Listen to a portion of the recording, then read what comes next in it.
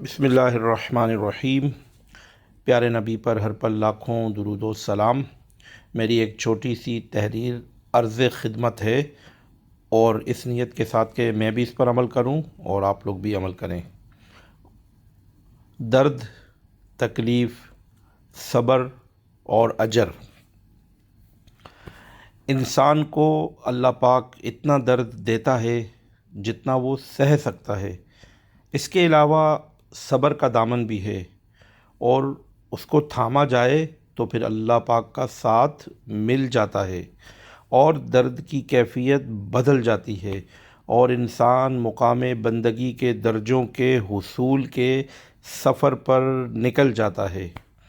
अब जिसकी जितनी जुस्तजू और जितनी हैसियत, फिर वो उसका बदला और इनाम अपने रुतबे के हिसाब से पाता है।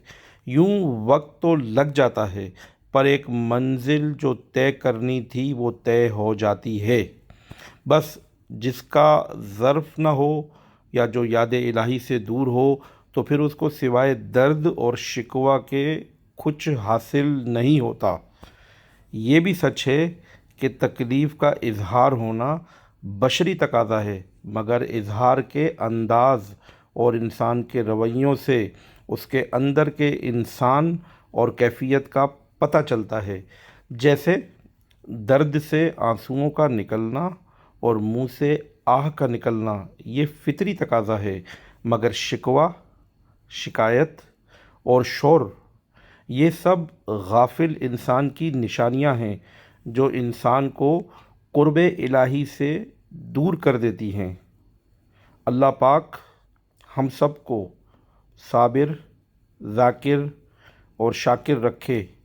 आमीन या रब्बल आलमीन। प्यारे नबी पर हर पल लाखों दुरूद व सलाम।